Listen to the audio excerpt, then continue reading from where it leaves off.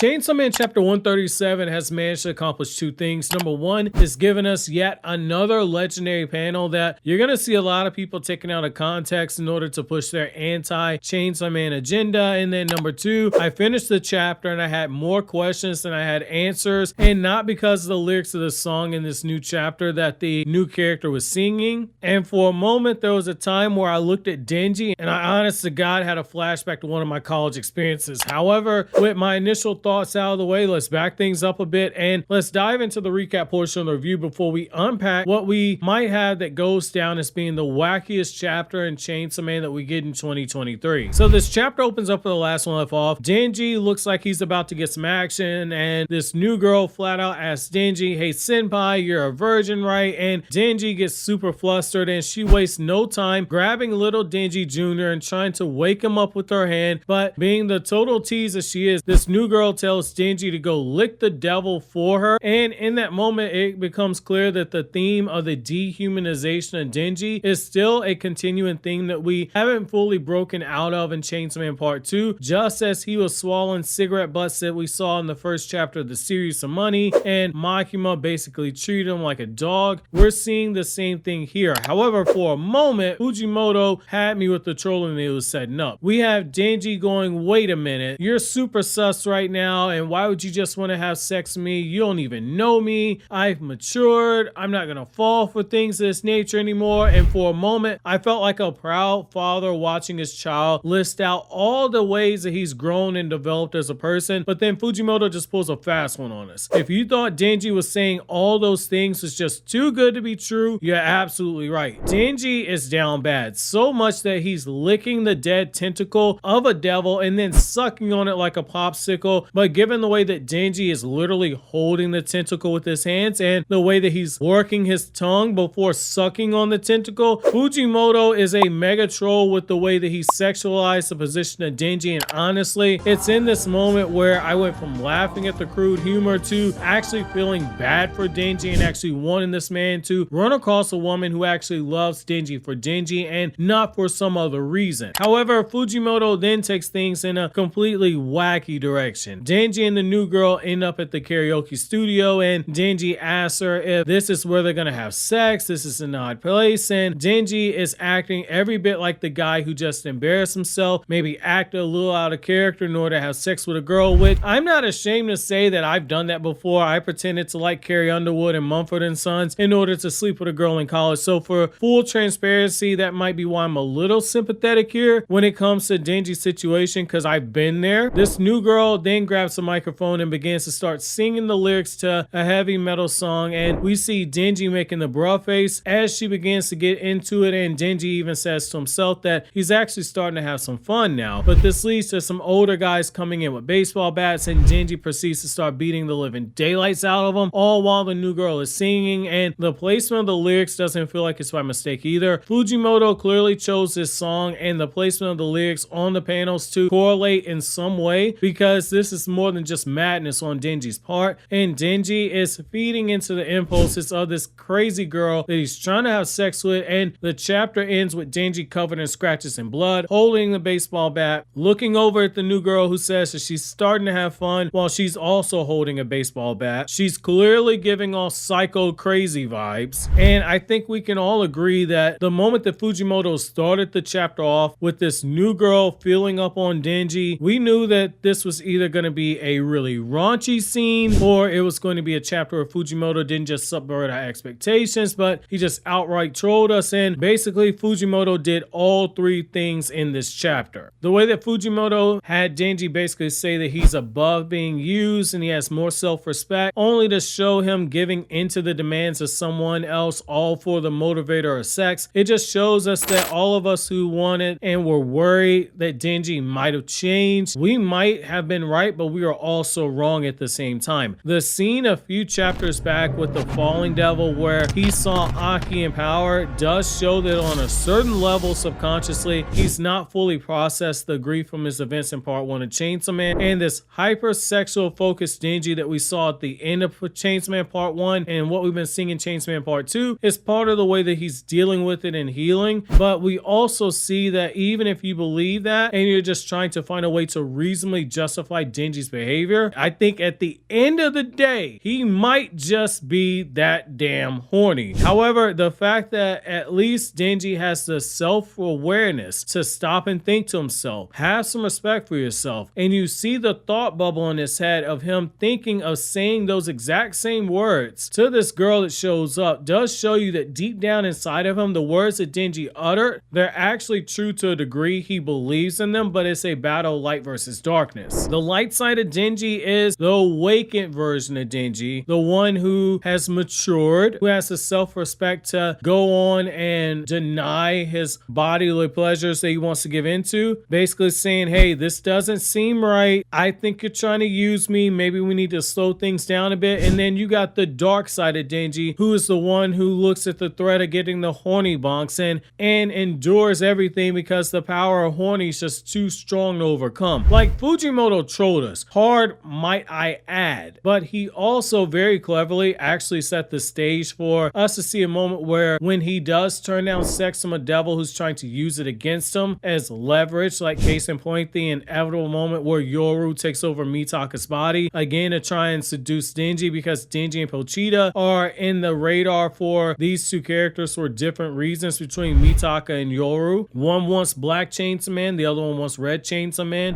Pochita's inside of Dnji, so it's going to be very curious to see if Dnji is able to at least turn down those advances whenever Yoru does try and pull something like that off in the future. I think that this was foreshadowing for that. And I think the other thing that this shows is that Dnji at least knows that this girl, she's crazy. And I've seen crazy devils before in the form of Reze and Makima. This girl might have a few screws loose, but I can fix her. She's just normal human crazy. I think that's the approach that Denji's taking right here. The fight that we saw in the chapter definitely captures the fast-paced nature of what we expect from Chainsaw Man fights, but this time it's almost as if Fujimoto structured the fight speed to increase in the flow of the fight to get more brutal as the song that the new girl was singing went up in tempo. However, this also brings up the question, does Yoshida even know that this girl's crazy? And if so, why did he hook Dnji up with her? Like, I get it if the guy's just trying to get Dnji laid, and honestly, the crazy girl sex, I get it. I've been there. I really do get it, but this feels like it could go the other way, either way. Like, if we find out that she's got a double contract, I don't think that we're shocked. And if she's just some super crazy female that's out there and Dnji just happened to be with a girl who goes off and does crazy stuff in order to get turned on before sex, I don't think we're shocked either. The only question we have here left to go over is, given Denji's track record with women, is this girl going to be normal human girl crazy